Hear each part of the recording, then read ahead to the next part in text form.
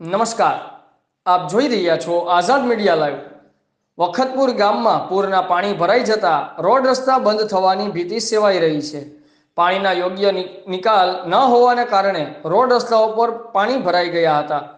છેલ્લા 15 વર્ષથી ચોમાસા દરમિયાન પાણી ભરાવાની સમસ્યા સર્જાઈ રહી છે, ત્યારે તંત્ર દ્વારા કોઈ પણ યોગ્ય નિકાલ કરવામાં આવી રહ્યો નથી। રિપોર્ટર અશ્વિનભાઈ મેર, આઝાદ મીડિયા લાઈવ, ધંધુકા।